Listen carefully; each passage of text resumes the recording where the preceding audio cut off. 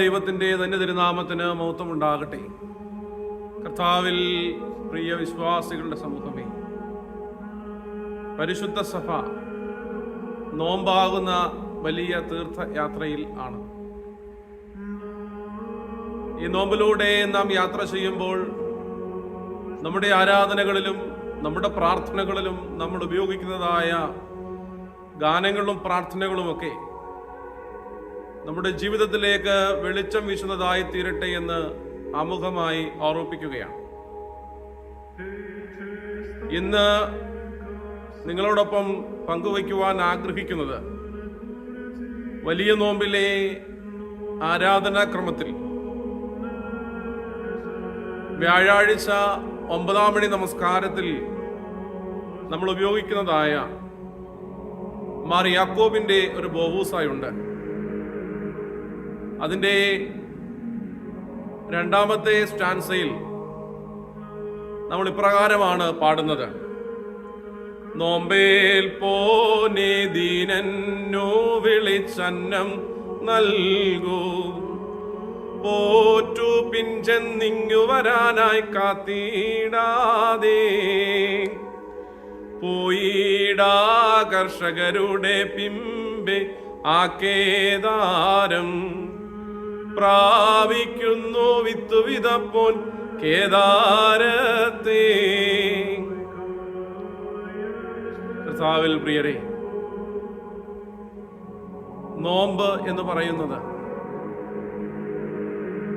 നമ്മെ നന്മയിലേക്കും നല്ല ചിന്തകളിലേക്കും നയിക്കുന്ന ആത്മീയ ഉപാധി ആണ്. നോമ്പ് പൂർത്തീകരിക്കപ്പെടുന്നത് ഉപവാസവും പ്രാർത്ഥനയിലൂടെ നമുക്ക് ലഭിക്കുന്ന ആത്മീയ അനുഗ്രഹങ്ങളിലൂടെയാണ്. ഒരു നാണയത്തിന്റെ 2 വശങ്ങളുള്ളതുപോലെ തന്നെ നോമ്പിൽ അതിൻ്റെ പൂർത്തീകരണത്തിലേക്ക് നമ്മെ കൊണ്ടെത്തിക്കുന്നതാണ് ഉപവാസവും പ്രാർത്ഥനയും. പൂർവപിതാക്കന്മാർ അനുഷ്ഠിതമായ നോമ്പിനെ നമ്മുടെ രക്ഷകൻ അനുഷ്ഠിക്കുകയും 40 ദിവസം മരുഭൂമിയുടെ അനുഭവത്തിൽ ഉപവാസത്താൽ ജീവിക്കുകയും ചെയ്തത് സുവിശേഷ ഭാഗങ്ങളിലൂടെ നമുക്ക് പരിചിതമായ കാര്യമാണ്. ആ ഉപവാസത്തെ നമ്മളും സ്വീകരിക്കുമ്പോൾ നമ്മുടെ ഭക്ഷണപാനീയങ്ങളെ വെടിഞ്ഞുകൊണ്ട് പ്രാർത്ഥനയുടെ അനുഭവത്തിലൂടെ ശക്തി പ്രാപിച്ചുകൊണ്ട് മുൻപോട്ട് പോകുമ്പോൾ ഇവിടെ പാട്ടുകാരൻ നമ്മോട് പറയുകയാണ്, നമ്മുടെ ജീവിതത്തിൽ നമ്മൾ ഉപവാസം നടത്തുമ്പോൾ നമ്മുടെ സഹജീവികളുടെ ആവശ്യങ്ങളെയും അറിഞ്ഞുകൊണ്ട് ജീവിക്കുന്നതാകുന്നു ഉപവാസം എന്ന്. വളരെ ഉദാഹരണ സഹിതമാണ് യാക്കോബ് അവിടെ വ്യക്തമാക്കുന്നത്. വിത്ത് വിതയ്ക്കുന്നവനായ കർഷകൻ വയലിലേക്ക് പോയി വിത്ത് വിതച്ച് അതിന്റെ ഫലം കൊയ്യുന്നത് പോലെ നമ്മൾ ഓരോരുത്തരും മറ്റുള്ളവരുടെ ആവശ്യങ്ങളെ കണ്ടറിഞ്ഞ് അങ്ങോട്ട് പോയി സഹായിക്കുന്ന ഒരനുഭവം. ഇവിടെ പ്രത്യേകം പറയുന്നു, നോമ്പേൽക്കുന്നവരായ നിങ്ങൾ ദീനരായ മനുഷ്യർക്ക് വിളിച്ച് അന്നം നൽകൂ എന്ന്.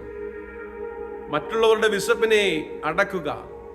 നമ്മൾ വിശന്നിരിക്കുമ്പോൾ നമുക്ക് ലഭിക്കുന്നതായ സമ്പാദ്യങ്ങൾ അല്ലെങ്കിൽ അങ്ങനെയുള്ള കാര്യങ്ങൾ, ധനം അത് മറ്റുള്ളവരുടെ വിശപ്പകറ്റുവാൻ ഉതകുന്നതായി തീരണം എന്നുള്ളതാണ് ഇവിടെ യാക്കോബ് നമ്മെ ഓർമ്മിപ്പിക്കുന്നത്. പ്രിയമുള്ളവരെ, നോമ്പിലും പ്രാർത്ഥനയിലും ഉറ്റിരുന്നുകൊണ്ട്, ഉപവാസത്തിലും പ്രാർത്ഥനയിലും ആയിരുന്നുകൊണ്ട് ഈ നോമ്പിനെ നമുക്ക് സ്വീകരിക്കാം.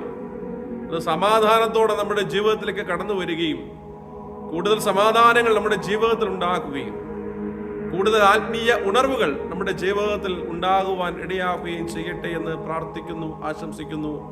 ദൈവം നമ്മെ ഏവരെയും വാഴ്ത്തി അനുഗ്രഹിക്കും.